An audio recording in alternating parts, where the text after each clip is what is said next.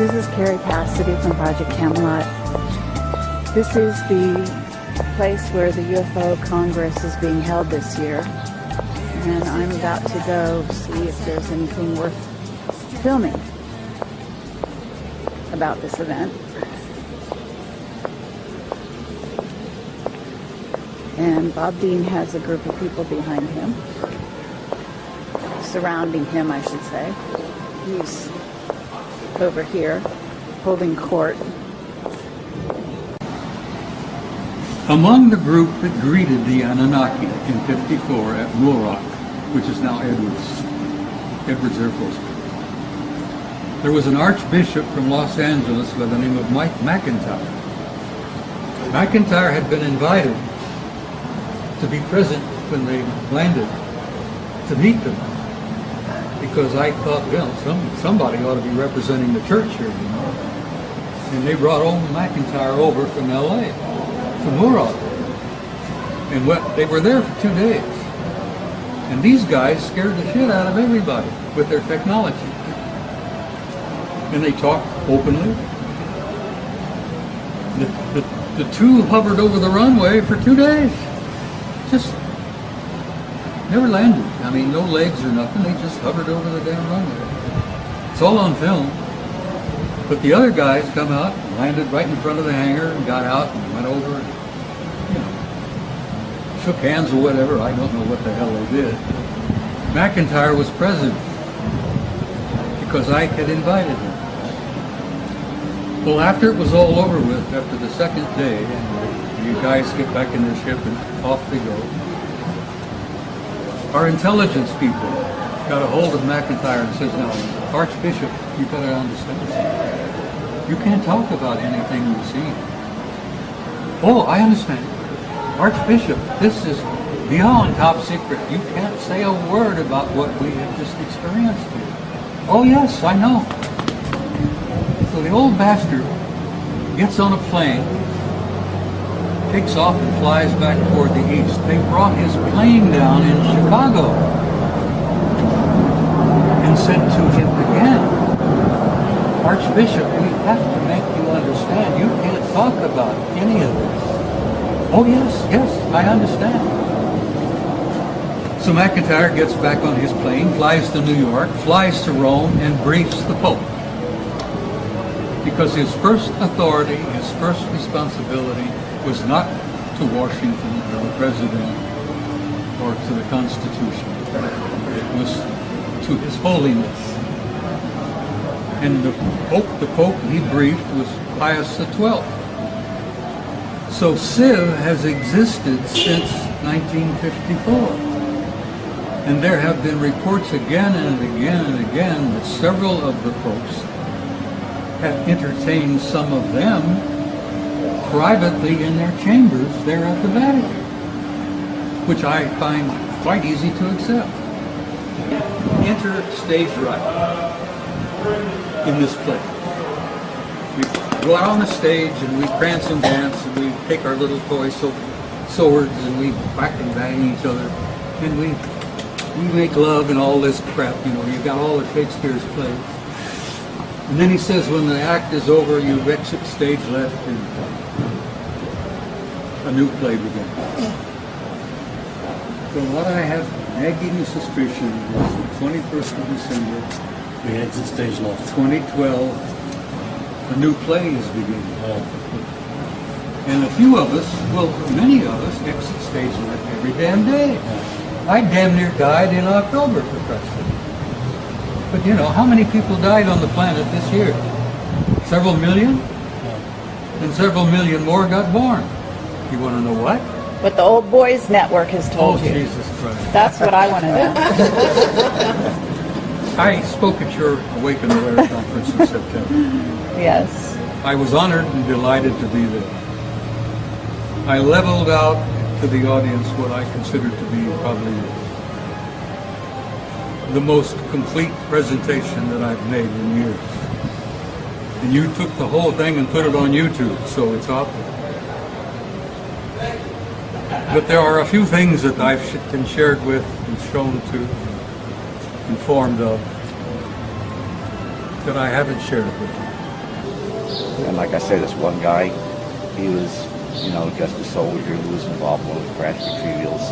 Was it just like a detail? You got picked? Oh yeah, and I mean, Roswell was the same way. It wasn't like y'all had to have a special clearance. It's like we got to go now. I officially never had a clearance, so I had a secret clearance from the time I got into basic. And you were in the military. It requires every 5 years you have to renew that clearance. Yes, sir.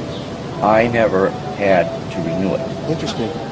They needed me more than I needed them, until I started to ask in '87, what type of information do you have on me involving UFOs? DIA came back and says, we have a entry on you where you have a security clearance, secret, under AR-50, and that's nuclear shortage. And I said, oh, that's nice. And Army Security Agency are the ones that issued this to you. But it was always there. But from that secret clearance, it's only supposed to be on a one-time basis. They broke that all the time. I'd be exposed to stuff that was top secret, CSI, all of that. Well, I'm surprised they gave you a secret clearance for all that. I know top secret has so many different levels. They could always go up on it, but secret's only one. But see, that secret clearance provided the foundation to use me many times over on a one-time basis. Now, you were always in briefed and out briefed.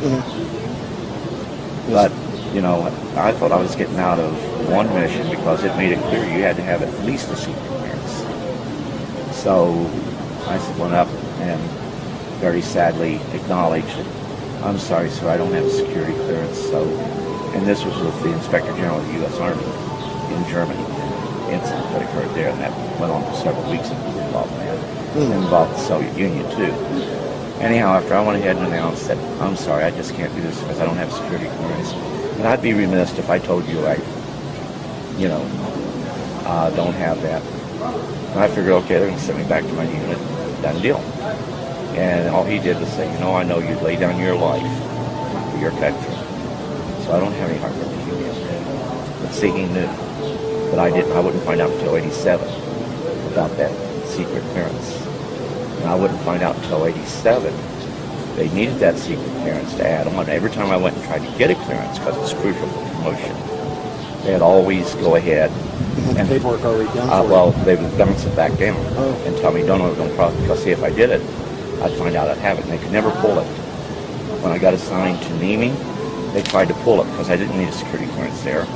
So they sent me a notification that it had been pulled.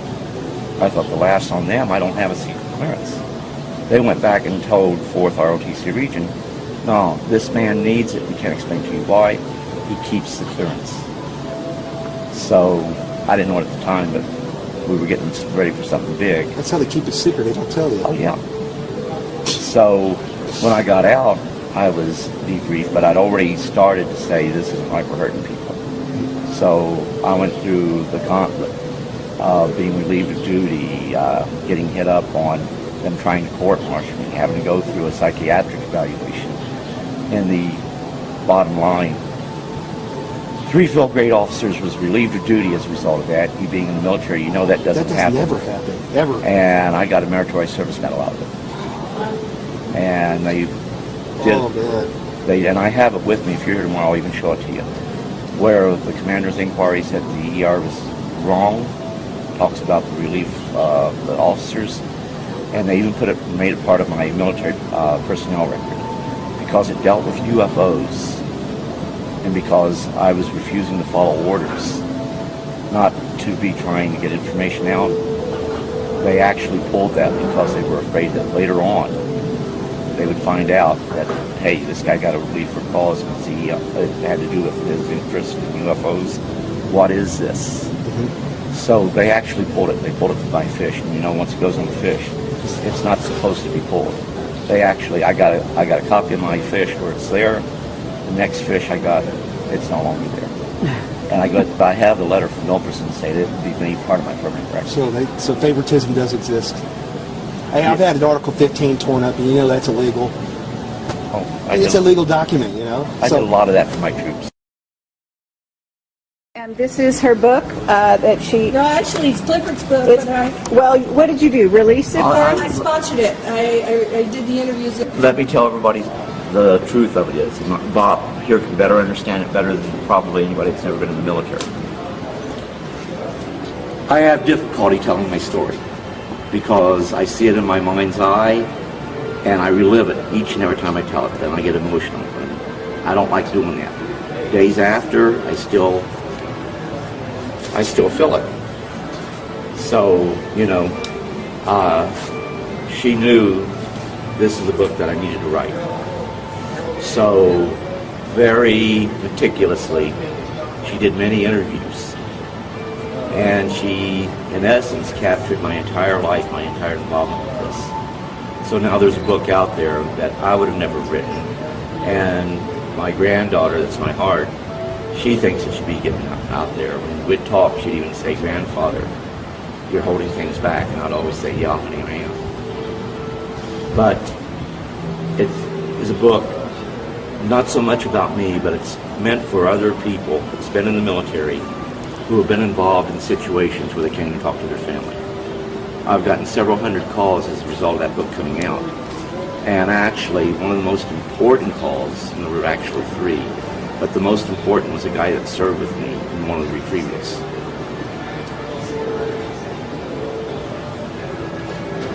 He kept it from his family and never told them. But they knew that something happened and something was going on. And he would bring up the subject of UFOs from time to time. But he could never bring it up to his family. He bought the book, he read it, then he called his family together. And while he had his family there, he called me. And he said, "In Georgia, I was with you in one of these incidences." And I said, "Well, sir, I regret that I can't remember people who was there because you never got to take names, you know." So I told him that there were a lot of people involved, many on one time. He says that was the way it was with him. Then he told me about something I did with a paperclip and a pair of tweezers. And the craft we were in started to rumble, and all of us were afraid, what's going to happen next? And I said, "I don't know." But he was the guy standing next to me, and "What have you done? What's going to happen next?" So the only way he could have known that was to win. So after he told me that, I realized. But he's not the one that wants to go out and talk about UFOs. He doesn't want to be involved with being filmed or anything. He wants, as my granddaughter says, a normal life. And this changes you, and it changed him. But he wasn't realizing he was changed forever by having that one experience. And people who have an event like this, it changes your life there. But you need to tell your family. But then when you tell your family, it's how do you go ahead, get closure with your family. With this book coming out, he was able to show that it wasn't something. And I sent him a whole slew of documents showing that we've done other recoveries. So he finally got the family to accept what he was talking about as being a reality. Now whether he convinced them they were of extraterrestrial origin or not, I don't know. But they finally accepted, and he found closure with that. For the first time, it wasn't something that he believed to be true, and it just didn't happen. He had closure. And that's what makes it worthwhile. So the book was actually written to help those people who are they're not UFO buffs, they don't go to UFO conferences. So the end result is, who do you turn to? There's no one out there for them to turn. By virtue of him seeing that book, he got closure. We turn to each other sometimes. That's it. Well, when you and I talk, we can talk openly because we've been there, we've done that.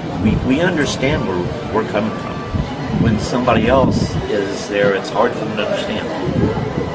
But when it's you and I, It's a brotherhood. It is. Very, very isolated brotherhood. Very, very few in And number. there aren't many of us left. So Nope. not many of us left. I keep saying goodbye to old friends every damn day. Well, you're going to be here for a long. Oh, shut up. As long as you're around, I'll hang around. Okay? You'll be here for some Damn, time. it's good to see you, Cliff. Hi, I'm Carrie Cassidy from Project Camelot, and I hope to go down as far down in the rabbit hole as possible at this point. You guys with me? You have to be careful, my dear. You go down the rabbit hole, you might not come out. I understand that. Okay. But being careful is something I kind of threw out there. Yeah, a I know. long time I ago. know. All right? And, Well, let's- and from an old war horse to another old war horse, you should know what I'm talking about. I know exactly what you're talking about. Okay. So we're very happy that Bob Dean has survived his ordeal in, what was it, October? October the 1st? Okay. Yeah, after your conference in September in Orange County.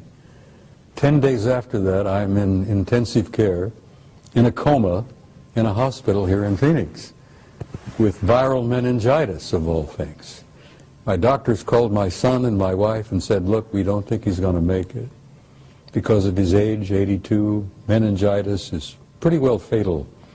And they gave the word that they didn't expect me to go home. And my son and my wife sold my old car while I was in the hospital. Haven't forgiven them for that. And I died, sweetheart. I literally died. I was out of body. Okay, and I believe you came back for a reason. I went home. I really went home. I've been out of my body several times over the years in the military, in combat. But I went home, and I was glad to be home. And I ran into a couple of dudes on the other side who says, no, you're not staying here. You got to go back. And I says, no, I don't want to go back. I'm finished with that mess down there. I want to stay here. And they said, no, you haven't finished. You got a few things yet to do. So get your buns back there. Next thing I know, I wake up in a hollow, in a bed, in a hospital, and they're giving me injections, and they're taking blood, and they're giving me meds, and good Lord, here I am, sweetheart. I'm still here. I'm as ornery as ever. That's right, you are. And I came back for some Right. purpose, and I'm not sure what it is, but I'm here. Okay, and we're going to try to discover that purpose right here and right now. Clifford, you're part of it. You're a contactee, and we did an interview with you years ago, and I've had a lovely conversation that I recorded yesterday between you and Bob. Very brief, but lovely nonetheless. And you are an intuitive, and I can relate to that. And we had a lovely conversation many years ago in Roswell. I remember, man. And it's a delight to have you here. I know you don't come out much Yes, ma'am. anymore, but you're here. And you are as eloquent as ever, I can say. Thank you. And the two of you are, talk about two guys who have very smooth tongues, smooth talkers, both of you. I didn't realize that. Are you a smooth talker? Not that I know of. My wife yells at me a whole lot. I'm not smooth. You are. We're old friends. We go back many, many years. Okay. Cliff and I are among the last of the old boys network, because we had a network of a couple of hundreds, maybe 500 guys over the years, from every rank, from every service. And we had sergeants, we had admirals, we had generals. We've had a Russian cosmonaut who was a member of our old group. But most of them are gone home now. And Cliff and I are among the last of the old boys. And I love him dearly, and he's a dear friend because I know what he's been through, and I've been through much of it, so I relate to him. And it was such a wonderful thing to see him again this time. We can relate to one another. I mean, it's like you can talk to other people about the experiences you had, but they don't fully understand. But They when you can't, talk- Cliff. They no, can't. They can't. They haven't been there. So it's about, like, you know, we can communicate and understand fully what is going on by virtue of being there and being a part of it. but when you try to talk to other people, a lot of times it's very difficult. Bob has always been, I apologize, Sergeant Major. Command Sergeant Major. Command Sergeant Major Robert Dean has always been a close personal friend ever since we met. And we united, we felt that kindredship, and there's a brotherhood there that most people don't understand. In the military, you form brotherhoods, but in this particular field, when you've been a part of it, you've been exposed of it, it's even a tighter brotherhood. I hear you. So what I want to ask you first of all, both of you, what is it that you haven't told the people? Okay? What I want is, both of you are getting older. Both of you are one of the, the most, I don't know, the most courageous, the most out there individuals in terms of greeting the public, sharing your story with the public. Both of you have been exceedingly brave in that regard. You've taken a lot of flack over the years for that, and everyone listening to this should respect them for that. But what I'd like to know is, what haven't you told people that you could tell them today? Because, for example, and these are the hard questions, okay? They're not all friendly, all right? What were your dealings with the unfriendly type, and why? You first, Clipper. Well, with me, I never had to deal with any of the unfriendlies. I was just warned that not all contact would be friendly. So, you always prepared for that. But every time you went into an event, it was always that,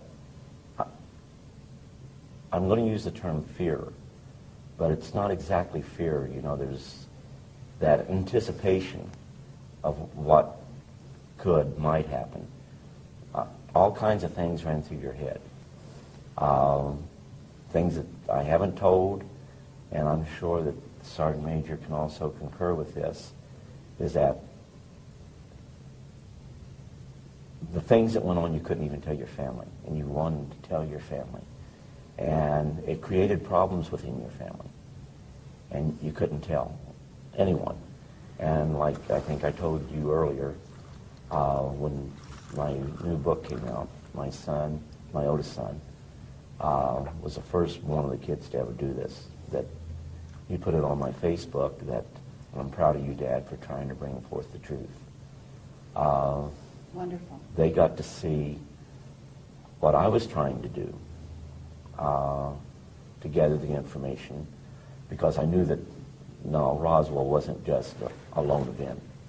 That over the years we had recovered many such objects, debris thereof. Crashes are unique. They don't happen every day. They're very rare. And there's 100 reasons why we have recovered crashed UFOs.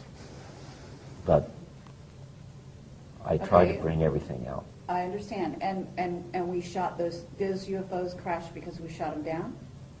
In some instances, but it was more the Soviet Union and other foreign powers that did it.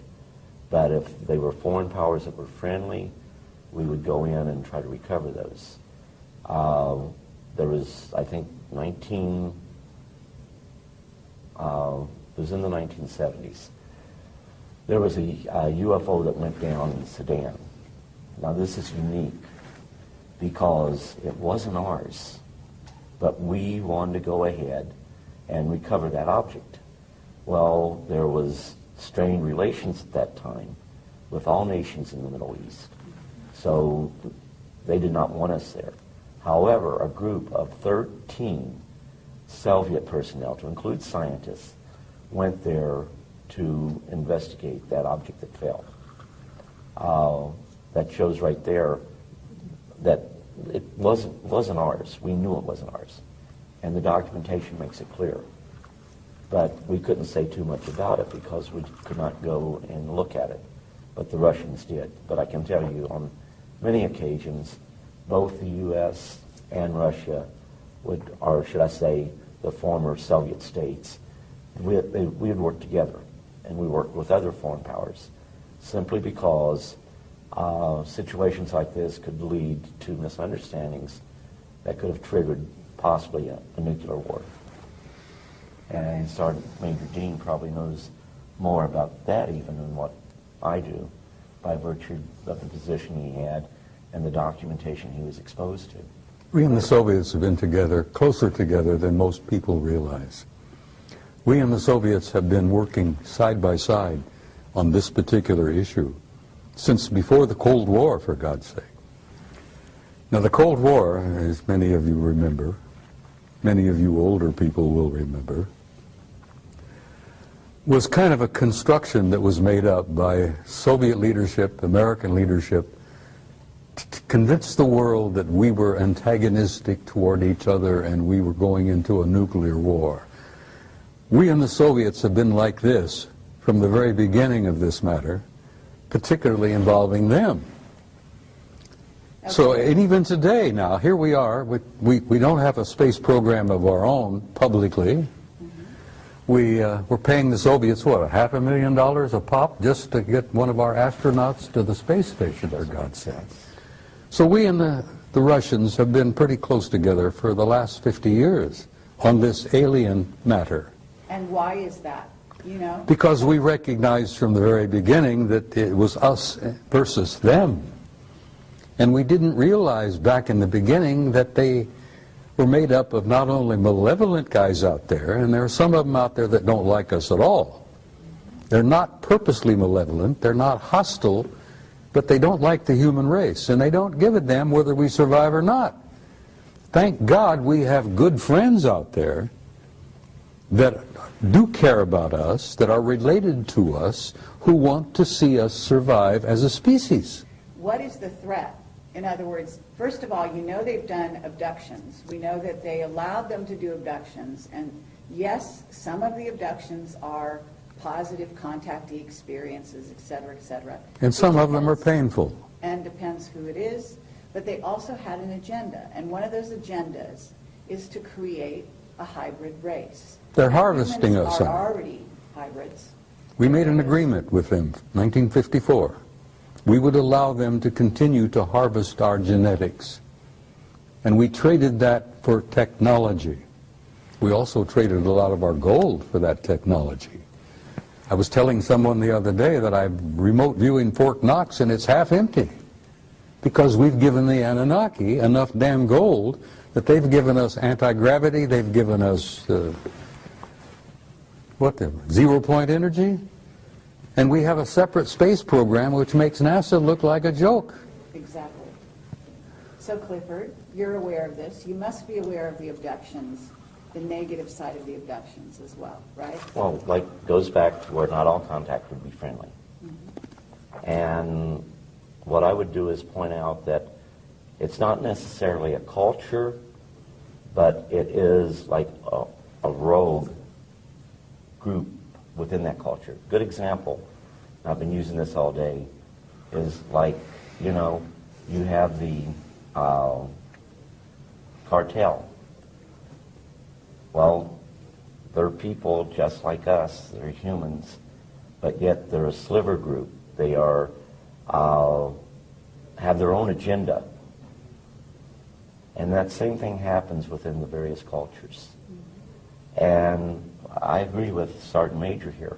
My biggest fear is if these rogue groups are going ahead and coming to agreements with not only our nation, but other nations, then that's a very dangerous situation because they're the wrong ones to be working with. Okay, now, and this is going on, isn't it?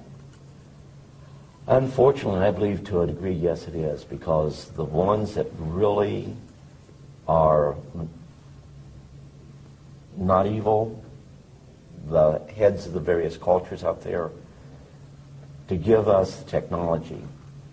They know that we are not spiritually heightened to the degree where we use it for the right reasons. When we go out into space, defense is one thing. But if you build your forces to where they become offensive, then it's to impose your will over others. And the technology that they are giving us gives us the capability to go ahead and field in space a offensive posture. So anytime we want to go ahead and make it look like it's ET doing it, we could make it look like ET's imposing their will over the peoples of the world. And with that technology that we have acquired from the rogue groups, yes. And I agree with Sergeant Major. This is really, really dangerous. Okay. And at this moment, though, there are certain governments, with some of these governments, some of the governments that are actually growing into superpowers at this time, China, for example. My understanding is there are 2 rogue groups that are now dealing with China. And at least one of those groups is, quote unquote, some relatively new guys that have come on and given them some new technology. Do you know about that? That very well could be the case. When I got out, they'd cataloged 57. That doesn't mean that that's all that's out there. Edgar Mitchell believes that there may be literally hundreds of thousands of civilizations out there. Okay. And what we have right now is the fact that on this planet, which Sergeant Major made a very good point, that there are some that are hostile and look really down on us when I state that. We have rogue nations. And some of those rogue nations are very much a threat to the tranquility of the world. And if they achieve the technology we don't want them to achieve, then they could very well be the very forces, unknowingly, to start the total annihilation of the earth. There are governments out there that are also being contacted. Just as individuals are being contacted, governments are being contacted, are they not? Yes. Okay. And so this kind of dynamic is, we don't just have a political situation that could become unstable with, say, Iran or North Korea or China or Pakistan, but the idea here being that they may be making agreements with some off-world visitors that the ones we made agreements with, the U.S. that is, don't get along with. And there's also issues within the U.S. itself, within the U.S. military.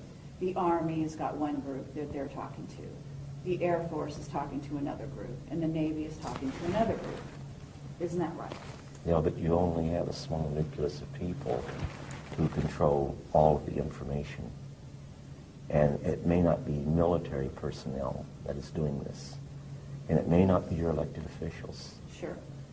And that's a scary situation. Okay, and that's also true. We've got a military right now in the U.S. that's very discontent. And Bob, you can speak to this as well. You've got a son who's been working for these people. He must hear all kinds of things. And they're being told to do certain things that they know is not in the best interest necessarily of the United States, for example. Is that right? Let me tell you something. It's not easy to say that there are the good guys and there are the bad guys, and we're in the middle. That's true to a certain extent, and it's been true for the last 10,000 years, but it isn't particularly true today, because a third party has entered the game. An advanced culture, God knows who they are and what they are, but they're higher in the what they call it, the hierarchy. These guys at the top of the hierarchy are primarily spiritual in nature, and they have intervened. And they have said, listen, we've had enough of this bullshit where you've warred among yourselves, you've had these clan disagreements and blah, blah, blah, blah. This family and that culture and that group, that's going to cease. Because the human race has been in the damn middle for so long now that they've reached a critical point in their evolution and their development. And we're going to have to see that the human race survives and makes this awkward, painful transition into a new race, into a new species. And this higher element, this higher spiritual element in the hierarchy has intervened, and they have literally said, Carrie, knock off the bullshit, we're not going to have any more of this, there's not going to be any more planetary wars, we've had enough of that, we've lost too many millions of people over the years, we're going to control this carefully. We're going to give them an encouragement, we're going to give them an opportunity, and we're going to assist them to make this awkward transition into a new race. Now, the only reason I'm hopeful now, when I used to go through this, I was very depressed and very cynical, because I'd seen so damn much of the knockdown, drag-out brawls, not only among our own people, but among some of these guys. And then I found out that there is this third party now that's involved, that couldn't care less about the clan disputes and the family disagreements and all that. All they care is to see that the human species makes this awkward transition into a new race and can reach out and take our rightful place in space and go to the stars where we belong, for God's sake. But that's their intention. That's what you've been told they want to do, because you were taken off-world by them. Yes, I was, and they've given me encouragement. Okay. And they've showed me the future, Carrie, and the future is glorious. We are going to make it, and we're going to look back at this awkward period, this blackness that we've been through for the last century or two, and we're going to look back like students of history and say, my God, look what they went through. Look what they did to each other. We're going to look back from the future into this particular time and place, and we're going to say, how in the world did they pull that off? Here they are killing hundreds of millions of people in these wars, butchering each other. This has got to cease. We can't let that race off the planet until they evolve and grow and mature where they can be safe. Okay, but Bob, that rationale, when you've got these races, off-planet races, who have been warring with each other for eons. So maybe there's a new guy on the block. Let me tell you maybe something. That new guy is orchestrating things here. But actually, I'm going to sit over here and I'm going to be suspicious of even Well, that new it's guy. all right to be suspicious, and I know where you're coming from. Childhood's End. I was talking to Joe Farrell not too long ago at another conference, and Joe Farrell has written The Cosmic War. And The Cosmic War is a true story of a war between interplanetary intelligences. And they literally damn near destroyed each other. They destroyed a planet beyond Mars, for God's sake, in our own solar system. But that crap has got to cease, and I have had the opportunity to meet guys from the higher level who said, we're not going to allow that to happen anymore. We're going to give you a chance to make it. And the only reason I'm hopeful, and I told you this privately earlier, is that I have seen the future, and there is a future for the human race, and it's beautiful. Okay, and I appreciate that, okay, and I would agree with you. And I think a lot of people listening to this, who will listen, will agree with you. That's why we're all here. That's what we're working for. But the work is still to be done. And what I want to do is keep eyes on the ground right now. And I want to talk about the idea of what's right before people, because this is 2012. We're going into 2013, and some of these years are very crucial years. Okay, as you say, these are going to kind of be the years in which the transition happens. So It's happening right now. Exactly. So what I want to talk about here is, first of all, yes, you have a lot of bad kids in the class, okay, and those involve the Illuminati, some of whom are basically being run by certainly groups of reptilians, certainly a group of Anunnaki that may not have our best interest in mind. They'd like to clear the planet. They've got big plans, and they've been working on those plans for a very long time. And both of you must have been face to face with that agenda. Their agendas exist because they exist, and they've had some of their own personal agendas for eons of time. But their plans for our future don't mean diddly squat, because there are these higher developed cultures out there that have now intervened, and they're going to see that the human race is going to be allowed to make it. Okay, and you've said that, and I agree. But the thing is, the idea here is not that somebody come in, organize the schoolyard for us, and then they go off on their own business, and then we're left to deal with it. The idea is that we learn to walk on our own. We organize the schoolyard ourselves. Okay, so there's a great importance for the human race to take sovereignty, to take their rightful place as members of the galactic community. What's they and to understand? recognize who we are. What they understand who they are, Gifts yes. that we have. Okay? The human race is precious. The human species is so unique that they told me when I was with them for 6 weeks, I was asking them question after question after question. I found that they were as interested in me as I was interested in them. And I asked them why.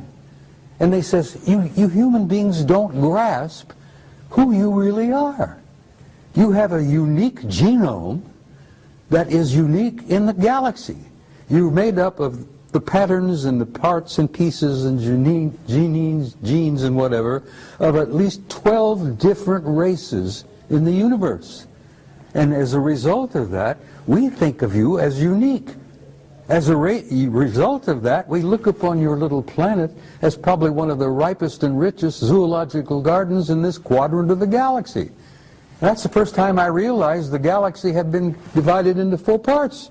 I didn't even realize there was a quadrant.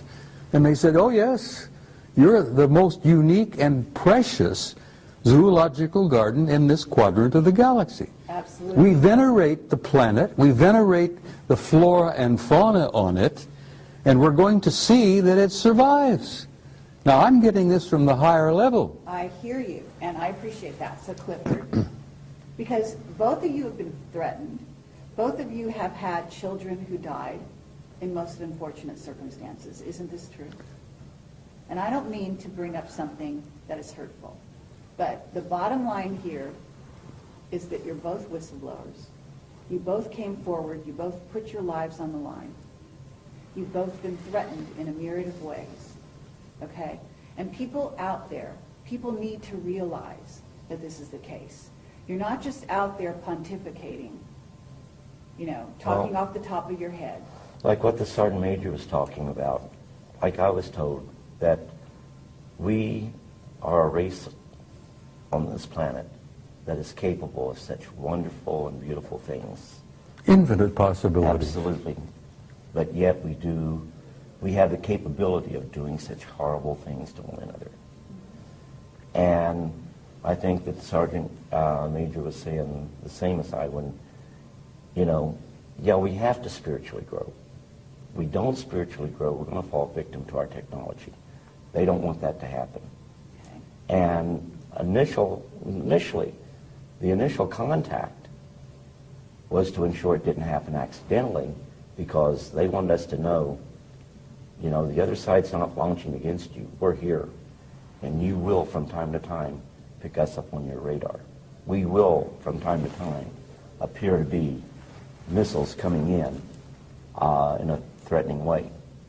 So you must make sure, before you launch your death and destruction, that you really are under attack. But you must not let this happen. And as we grew, actually, to an understanding, MAD was something that they held over our heads, and MAD was mutual assured destruction. You go ahead and put a surprise attack on the U.S., we'll live long enough to kill you. You destroy us, we'll destroy you. Yeah. Absolutely, but we're still dealing with that. In fact, we're dealing with something with Iran right now and Israel, in which we're coming to another one of those situations. And I have a whistleblower right now that I interviewed last night who said that there was a Bay of Pigs situation going on with regard to Iran and Venezuela, with missiles that were supposedly, you know, put into Venezuela by the Iranians, et cetera, et cetera. And they actually said that there were some ETs from off-world that intervened. Now, my understanding is, and people don't realize this, but I also have a whistleblower who used to set up a camera on his deck in LA, and he had it on all the time at night, and he would film the fight, the war going on between us and them. And this was not the Russians, the Chinese, it was off-worlders. I know, Ed, honey. And the guy was killed. I know, Ed. And those weren't wars. Those were operations, those were exercises, but they weren't wars. Well, if there were wars out there, if there were cosmic wars going on around our planet, this planet would be in pretty damn dreadful But shape. it is in dreadful. Well, it's not as dreadful as it could be. Oh, no, that's not true. And, Well- and what do you think the chemtrails are doing? They're covering up, among other things, besides changing the atmosphere to make it better for a hybrid race that the Greys have now created and are going to inhabit this planet on some level. They will never inhabit the planet. The hybrid race will. No, they won't. This planet is going to be preserved, They're Carrie. human. They're half human. Yes, but we are human. This is our planet. And in short, what we do with it, it's up to us. We're the flora on this planet. That's it. We're the fauna on this planet. I it. agree. We're the caretakers. And Sorry, we're should there be a hostile force that was to invade us, we would put up a valiant defense. We couldn't win without outside help. But that outside help would come and help neutralize the threat, then leave as immediately as that outside threat, or that threat was neutralized. I know this to be the case. Yes, in early years, we would go ahead. We would go up and attempt to shoot UFOs down.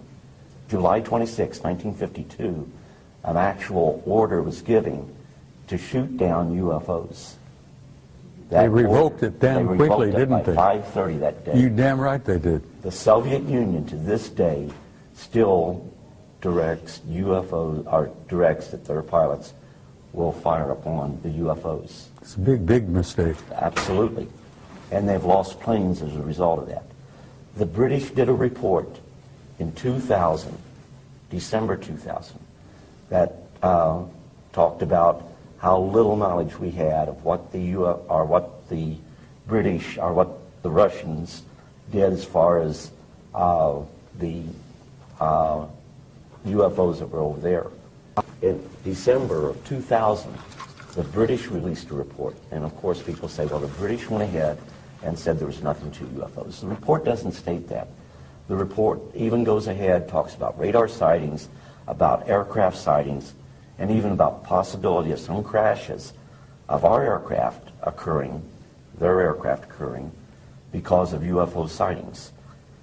They know, and they put this right in the report, that the Soviets make attempts to shoot down UFOs and have lost aircraft in the process. And I have a copy of that entire report. Okay, but if we're working, you know that our government has got alliances with some of these groups. Some of them that are not positive. In other words, what's transpiring on the planet right now is not positive in part because we have a rogue group running the U.S., which is not our government as we knew it at one time. And that's the greed of man. Okay? But it's also that they're working with a group of ETs. Yes. And therefore, it's not just human against human. Well, it's not human against ET. It's human and ET against ET. you think the good guys aren't watching over us? I tell you this right now. You have people on this planet that aren't what they seem to be. That's right. We call them watchers. And the whole situation is, they're not going to come in and impose their will on us. It's imperative that what truly happens is the will of the people of this planet. But you may have to make sacrifices.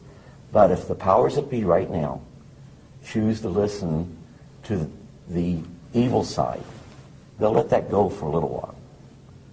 But once it becomes a threat to humanity as a whole, then like what Sergeant Major said, some outside force will step in. Let me tell you something, if I may interject something, Cliff. The good guys out there, whoever the hell you think they are, and whatever, it doesn't matter, they orchestrated the end of the Cold War. They came over our missile silos here in the United States. They hovered over our missile silos, where we had these intercontinental ballistic missiles that had 12 independently targeted warheads, each one with a 1 megaton warhead, and we were targeting the Soviet Union. And the Soviet Union had the same damn thing targeting us. Well, when Reagan was in office and Gorbachev was in office, these good guys came down and hovered over our missile silos, and they not only knocked off the computers They melted the warheads in our missiles. And they scrambled the guidance systems so badly that if the missile had ever gotten out of the silo, God knows where it would have gone. Miami or Schenectady wouldn't have mattered, because it wouldn't have exploded. It would just leave a hole in the ground. They did the same damn thing to Gorbachev's Soviet Union outside of St. Petersburg, outside of Moscow. They hovered over the warheads, melted the warheads, scrambled the guidance systems, and brought an end to the Cold War. Now, it even happened as late as 1980 at Brindlesham Forest at Bentwaters. I talked to Charlie Halt, who was the deputy post commander there, and I said, Colonel, the word I got from a general recently was that they screwed up the warheads and scrambled it. He says, screwed up hell, they stole some of them. Now, these are the good guys, and the good guys said to Gorbachev and to Reagan and to anyone else who was listening, and believe me, the Chinese were paying attention, they said, you guys are not going to screw up this goddamn planet. You're not going to destroy yourselves, that there will not be a nuclear war. We're going to see that you do not do that. And now these are the guys that are in control. Okay. Now, let me finish. There are alien groups that are pissing and moaning and among themselves and among us and moving things around and causing trouble here and there. But there is that third party beyond them that's in charge. Okay. If they're in charge, they're doing a hell of a bad No, job. well, you tell them about it. I will. And if you want to run into them and meet one of them face to face, as I have, I'm sure I have. you be prepared to give him some guidance on what you think would be the answer. Well, that's what we're doing here, okay? These people from off-planet, we're their progeny. We are their family. That's right. And therefore, we have their genetics. And therefore, like child is father to the man, we have every right to stand up and speak to them and tell them what is right and what is wrong with what is going on here, okay? And that means a lot of the different races. We are related to a lot of races out there, and you know it. I can see this adolescent child standing up and say, look, Pop, I'm going to tell you what I think needs to be done. And father looks down at the brat and says, well, good, tell me what you think.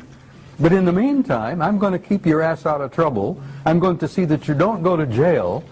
And I'm going to not let you blow yourselves up in the meantime. Okay, but we have, let's serious here. We are on the verge of civil war in the United States, and you know it. Both of you. Okay? No, there's no. Our military is extremely discontented. Our government is, well, the secret government is working very hard to funnel most of the money into their black projects. We've got, in essence, a rogue civilization that's going off-planet using technology that is wild beyond our wildest dreams. And we are here in what, 2012, and we don't even have cars that fly. We are using old technology. They're demonstrating through NASA. They're taking astronauts off the planet in an unconscionable way, in tin cans that blow up and kill them. I mean, we have a situation here that is actually not in a great state of affairs. And we are on the verge of these games they're playing with chemtrails. They're ruining humans' health across the globe, especially in the United States. We've got underground bases. We've got Dulce experimentation on humans that is going through the roof. We've got biological weapons labs across the nation. We've contaminated the planet with radiation from Fukushima, now in north of Chicago, and here in San Onofre. We've got another plant, some of which is being triggered by the powers that be. So they are playing games, and they're not just fun and games. They are very serious games. They are messing with us in a They can go ahead and play those games, but the situation is we, an unknowing, unsuspecting public, let it happen. In short, I'm a retired service member. I love this country dearly. If anybody threatened this country, I would lay down my life for our way of life. Out of all the countries in the world, this country right here has the greatest form of government. But what makes it great is the people. And we can talk about the evils of the government and the evils of the industrial complex. But ultimately, we, the people, have the most powerful weapon in the world. This is what it is. And when it comes time to vote, you vote. When you think that there are things that are wrong, you correspond with members of your government. Now, they may not, in the case of UFOs, you better believe I do a lot of writing to a lot of senators and a lot of governmental agencies. And I'm quite sure they hate that. But as I told a major once, when he asked me, what difference does it make to you if the Pentagon has 50 flying saucers? I went ahead and I said, sir, you have the luxury of not knowing the truth. Unfortunately, I do not share that luxury. Now, experiences such as the Sergeant Major's and mine, we may have different experiences. But when you put them all together, they paint a picture. And the situation is, why are we talking? I guarantee you the Sergeant Major loves this country just as much as I do. And we may be old codgers, but if you threaten our way of life, we would take up arms. I pledged my life for this There you country, go. and I still hold to that, And Cliff. that pledge is still dear to our heart. Okay, but you do understand you have Oh, a yes. government Oh, that yes. is ready to put people like you guys and me and probably a few other people in this room in jail for talking about the truth. Because they want to keep secrets and they want to continue with their way, which has become basically a rogue society, okay, behind our backs. Now, Bob Dean, I know Bob knows the old boy's secrets, okay? I know he was let in quite a while ago. Were you let in? They don't want me in. Okay. Let me put it to you this way. Why not? They don't want me in because the whole situation is, I don't like what's going on, and I wouldn't cooperate. Well, when I first got started in being an interfacer, okay, fine, I went along with it. When I saw we were hurting people, I drew the line in the sand there. That we did not have the right to go ahead and drive people to the edge where they committed suicide, where they lost their families, they lost their job. They would have to go through ridicule because of things that happened to them. When they're involved in something, we give a prosaic explanation knowing that it's not the right answer. And I said, no, this isn't right. I have a moral obligation to go ahead, throw myself on my own sword, no matter what people thought of me, no matter if they thought I was crazy, thought I was lying, didn't make any difference. What was important was to go ahead, come out and say, here's what really is going on. Now, why is that important? Because it goes ahead, hopefully, and I had one experience with that since my new book got out, and gives people the courage to say, this is what happened, at least to their families. And they owe that to their families. At some point, they will go ahead and start thinking, we need to come out and talk too. Mm-hmm. That's right. And, you know, it's got to start somewhere. Okay. So they didn't let you in their old boys network, and yet you were an intuitive. You must have had intuitive knowledge. You were used to contact, to deal with any survivors, isn't that right, in the craft? And so you have a unique ability. So with that same ability, you have the ability to see beyond the facade with the old boys. So although you weren't let in the way he was let in, you still know what he knows. Isn't that right? I'd agree. Okay. Bob, they let you in. Why I've been did on they the let you inside for many, many years, honey. And I've been a maverick. in? Yes. I started off Thank God. quietly, keeping my mouth shut. I got along just fine. Then I became pissed off. I got angry. Has nothing to do with courage. It's anger. I got angry as hell, and I'm a command sergeant major retired, and you don't piss me off and push me too far, because then I start pushing back. So I ended up becoming a threat. Then I became a nuisance. And I've learned since that I am now an asset. The reason I'm alive. You played their game to some degree. Well, I played it along to a certain point, and then I reached the same point that Cliff reached. I said, I'm not going any further with this. I saw too many lives ruined. I saw careers ruined, families destroyed, people committing suicide. I saw things, honey, that would curl your hair. And I said, I've had enough of this shit. I'm going to tell the goddamn truth, whether they like it or not. And that's when they threatened my ass. They tried to take my pension away.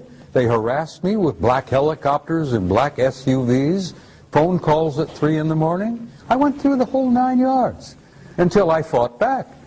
I says, I'm carrying a gun, I'm a marksman, don't push me too far, I'm going to start shooting people. And you realize they walked away and backed away from me and left me alone? And here I am, 2012, 83 years old, ornery as ever, and I'm speaking to you with honesty and from my heart. Okay. But you have friends in high places. Yes, I do. A few of them are still around. Most of them are dead. Clifford does as well, and I know I do. Look, I've known some of the guys in MJ-12, honey, personally. I'm sure you And have. most of them are dead now. I don't know who the new crowd is because I've been out of touch for quite a while. Okay.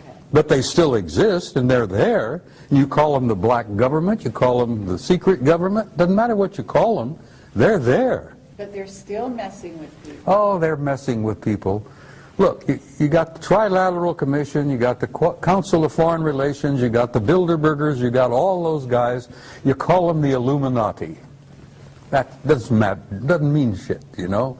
You call them anything you want, but they exist. But there are powers beyond them. Great. And they don't like that. I understand. And they don't yet have come to terms with the fact that they can push the human race, the American people, whoever, just so far, and that third party is going to intervene in a big way. Okay, but what we do is equally as important as that. Of course it is. Okay? What the people out there listening to this, and the reason we're having this conversation is to reach those people, okay? To get those people to get involved, to get them to realize that there is a war afoot. I want people to wake up, Carrie. I don't speak publicly anymore. I don't travel well anymore. I'm getting old and I'm getting tired. And my patience has been stretched to its limits. And I don't have a lot of patience anymore. And like my dear friend Robert there, I get to a point where, God damn it, I'm going to stand up and raise holy hell. I'm going to be a command sergeant major again. I'm going to take names and chew ass. Okay. And I'm going to do that till the day I die. I hope so. And I damn near died in October. But I have good friends in high places, no pun intended, who brought me back and told me that I had to come back because I wasn't finished yet. And part of what I had to do when I came back is sit with you in an interview and tell you from my heart what I've seen, what I've learned, and what I leave with the people on your film is I want to leave them with hope. I understand. With all the darkness and all the blackness and all that bullshit that exists out there, there is hope. Absolutely. There is a future for your kids and your grandkids and your great-grandchildren, and this human race is going to make this transition, and we're going to survive this transcendent transformation into a new species, and we're going to the stars, Carrie, where we belong. We're going out there to take our natural place in that infinite community of life. Absolutely. And that's the only thing that makes me feel that life is worthwhile. Because I know, having seen their future, and they have shown it to me, that it is glorious. And I wouldn't be sitting here talking to you unless I believed that in the depth of my heart. And I want to leave that with your viewers. You've done so. That there is a future, and it's glorious, and there is going to be a tomorrow. And dispense with this bullshit about doomsday, because every time some poor human being on this planet dies, it's doomsday for him. But that's not the end of life. That is true, but we need to handle a situation that's going on the planet right now that requires human beings to not just We have to wake up, participate in it. We have to but they participate have in to- our salvation. They have to participate through consciousness. Yes. Okay? And they have the ability, because we are, again, their progeny. We have those powers. We can fly. We can do anything we want to do. We can create reality. We can destroy reality. Honey, the human spirit is infinite. We have power we haven't even dreamed of yet. That's right. And once we realize who we are and what we are, and we start expressing that power, there's no end. We can change anything. Okay, so what we want people to do is we want to educate them, we want to wake them up, and we want to give them the tools by which to change their reality. And that's what you're doing with these films. That's exactly right. Now, Clifford. Well, I'll back up the Sergeant Major in that we got enough going on out there that's talking about, you know, UFOs are here, they're hostile, we're on the end of their food chain, they're going to take us over, there's nothing we can do about it, but we thought you should know. If that was my message, I'd say nothing. But like the Sergeant Major, I want my message to be a message of hope and for us to look and build towards a brighter future. And by us spiritually growing, we head in that direction. But it's going to take time. We're not going to go away. We're going to be here. We are going to achieve interstellar travel where we visit other star systems. But in order to do that, we must first grow spiritually. Right now, the situation is we're a world in quarantine. And do we have the technology to be out? Oh, we sure do. I can show you the NASA plans for setting up permanent bases on the moon, on Mars. The technology is there right now. 2007, they planned to go back to Mars. Did they? Or did they not? Something going on we don't know about? Yeah, probably there is. But we are still a world in quarantine. Okay, well, I don't agree that we're in quarantine. I actually think we've been invaded every way since Sunday by various races. In other words, the quarantine is off. The gloves are off, and that's part of the transition. In other words, you don't go to the big leagues without starting to get into the sort of understanding that there are positive and negative beings out there and diving into the water and learning how to swim on your own. So this is the challenge. And this is where you guys can bring your wisdom, your worldly knowledge to the people, and that's what we're doing here. Now, I have a question for you, Bob Dean. You've always said that the Anunnaki walked the halls of the Pentagon. And I have been told to ask you this. What are they doing there? Well, which Anunnaki are you talking about? Good answer. Yeah, you understand when I use that term, I use it in a generic sense. Those who came down from above, those who from heaven to earth came. Whatever. Well, there are all kinds of Anunnaki out there. Okay, but the ones walking the halls of the Pentagon are the ones I'm interested in. Most of them are good guys. Uh-huh. And have you met them? I've met some of them face to face. I'm talking about in the Pentagon. Some of them wearing uniforms. Okay. Yes. Some of them looking with 3 stars on their collars. Fine. Admirals, vice admirals, Anunnaki. Right. So help me God. I believe you. Well, they're in our midst, and they're basically good guys. Because they understand that there is an authority above them that is going to see that this race survives and that this race makes its transition into a transcendent new species. Okay, then what's going on right now with our financial situation? Oh, that's bullshit, honey. Pardon me, but it's bullshit. They've been playing these games with money for the last 1,000 years.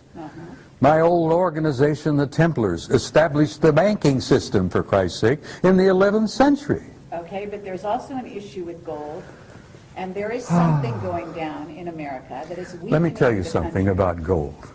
Fort Knox is half empty. It's 3 of the big underground repositories are empty. Okay, but there's tons of gold in the Philippines, supposedly. Oh, there's gold everywhere, but we've been trading gold to the Anunnaki. And you know that the gold isn't really about money. No, it's not about money, it's about power. But it's also about consciousness. Well, gold We're can talking turn... about gold or myths. Gold is not merely a pretty metal, which makes lovely jewelry. It's nice to hold, and it's nice to play with, and all that. The value of gold is it can be turned into ormus. And the ormus, this white powdered monatomic gold, is worth more than its weight in gold, because the Anunnaki ingest it. It generates their genome into immortality, for crying out loud. And that's why we've given them half the crap in Fort Knox in trade for their technology. Exactly. And if the average American realized that Fort Knox, if they ever conducted an inventory and an audit and realized that they only have half of what they think they've got, that we've traded the rest of it off to the Anunnaki for technology. That's the value of gold, Carrie, and I hope that's on film. And people will listen, say, holy conniption, you mean we don't have as much as we thought we had? Well, you've never had as much as you thought you had.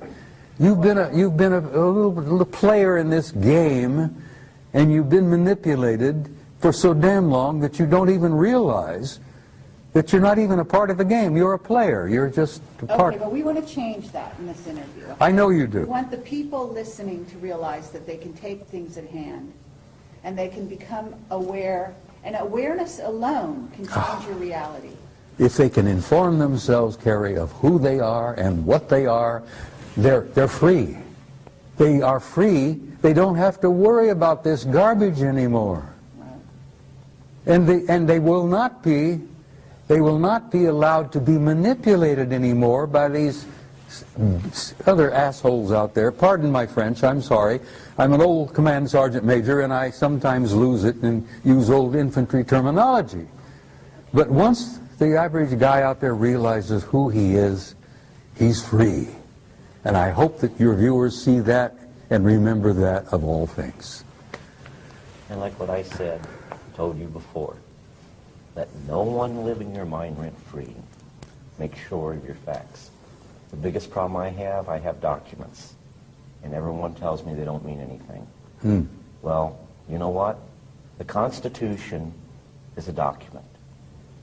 And if you don't read it and understand your rights under the Constitution, then we lose those rights. There is no right more sacred than that right that is lost.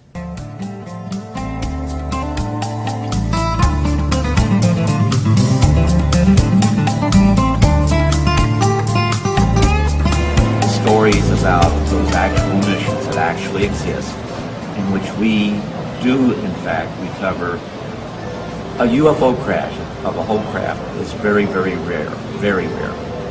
But there are debris that's left behind. And also there's what we call physical evidence, and we go after that, and we recover these. Blue Book was never part of that, even during the time that Blue Book existed. I've recently uncovered records, which I'm going to be putting on the internet, where anyone can download them, that clearly shows the Air Force, initially the Air Force Continental Intelligence Command, the Air Force's Office of Special Investigation, the Air Force's CIC, along with the Army CIC, was very actively involved in those programs. So when they say they've released everything that they have on UFOs, no, they haven't. We still have those documents that were part of the Air Force Continental Security Command that have yet to be released. Not all of the FBI, not all of the CIC documents have been released. Not all of the OSI documents have been released. They'll never be released. No. Clifford. And when you look at the documents that we have recovered that clearly show this to be the case, when you see these documents, you realize one thing. They are field intelligence data. They're not the finalized intelligence product. That is yet to be released. Then we can go into the 80s and the 90s. The recovery of objects of unknown origins under moon dust and blue flight. All we have is the raw intelligence evidence or data. We do not have the finalized intelligence product. And the finalized intelligence product is what's important, because it puts to bed once and for all what it really was that we recovered. The British government, December of 2000, released a secret report. In volume 2 of that report, they talk about the physical evidence that's been gathered. They didn't lie, they just didn't know. The British government's recovered physical evidence. Every developed country on the face of the earth has recovered physical evidence. But for reasons unknown to me, they want to keep it quiet. Some are more open than others. But the British government criticized in, excuse me, in Volume 2 of that report, the United States Air Force, as to why the Air Force hasn't released the documentation explaining the metallic objects that they've recovered, the metallic substances that they've recovered, and putting to bed once and for all the extraterrestrial hypothesis. They can't do that because they would not put to bed once and for all the extraterrestrial hypothesis. Many of those finalized intelligence products makes it clear that, in fact, what we'd recovered were objects that did not originate on the face of this planet, and that we, the governments of the world, many of the governments of the world, out of necessity, have had open contact with our visitors for many years. One of the biggest secrets, Cliff, and you know this, is that so much of the hardware that we recovered was not just UFOs. Some of the ships we recovered were time ships. Well, absolutely. Because when you travel in space, you travel in time. And most of the hardware that we've got, and that really blew our minds when we realized that those things were designed to travel in time. And as I've said to some of the people here this afternoon, I'm still trying to come to terms with that. I need to send you some CDs. That they can manipulate time as well as manipulate matter. And I'm an old-fashioned old fart, and I'm still having problems wrapping my brains around that. But Bob, you know why that is? The technology is so far advanced that we Cliff, see it as it's a magic. million years ahead of it. And then some. NASA will tell you in their advanced, I don't know how many of you people are aware of it, but in 1995, NASA said we're never going to get to other solar systems by using conventional rockets. So they asked for scientists to think out of the box. And many of the scientists started to think about exotic propulsion systems, antimatter drive, teleportation, traversable wormholes, and I assure you I have the documentation. If any of you are in Roswell, my door's not closed to anybody. You can come over there and I'll even be happy to make on a CD copies of those reports that they have. And now all of that, to some people, is commonplace. Mm-hmm. And if you have, we've known for a long time, if you have an interstellar conveyance, which is a spacecraft capable of flying from the Earth to another solar system in a reasonable amount of time, you actually have a time machine. Case in point. I won't go into detail how I know this, but you have a planet that is 100 light years from planet Earth. They decide to visit planet Earth. It'd take light 100 light years, or 100 light years to reach us from that The star. speed of light takes 100 years. So the whole situation is they can do it in real time in an hour and 40 minutes. That's traversing what we call space-time. So when they get here, they're seeing the light from their planet 100 light years prior. But you can also travel in and out of different space-time continuums, for lack of a better term. And you can actually view things that have happened in the past. And a lot of times, you may even experience this. Like, you can't shake the feeling you're by yourself, yet there's someone else there. There's someone watching you. That could very well be a person that's from the future observing you in the present. So the time travel, the one thing there's a natural barrier. It's going to keep us from getting that stuff. So we develop a time machine before they do. You mess up the entire space-time continuum if that was to happen. So God in His infinite wisdom ensured that would not happen. However, that doesn't stop you from going back and observing. But there's also a great desire not to do anything to change the future. You only can change the future in the present. If you change the future, you create a whole new universe. In which Another timeline. But that's what they're working on, aren't they? They're working on that's very dangerous. I'm borrowing liberally from Randy Rooney, who that was one of his favorite sayings. That society is willing to believe the facts when they're presented with the facts, When you but slap them in only the if the face. facts already agree with what they believe. So, and it holds very true in the UFO field. Okay, so you've seen ships from the future. What do the ships look like? You asking me or Clifford? Both of you. There are If many, Bob, many, if you're prepared many, to many tell the kinds truth about this, like, I'm listening. we have many types of aircraft, and we have many societies that are visiting us. And you can't think of it as being aerodynamic aircraft frame. The common circular saucer shape, they have that. They have the blade shape. They even have the cube shape. They have the spherical shape. They have mothers out there 5 miles long. Yep. Oh, yeah. What about the plasma ships, though? The plasma ships can take it in any form they wish. Right. And any Because- time they wish. Yep. That's what's so difficult for many of our scientists to come to terms with. We're not talking about distances. We're talking about time. And when these guys come here, they're coming into their past to visit us. Because some of them are a million years ahead of us.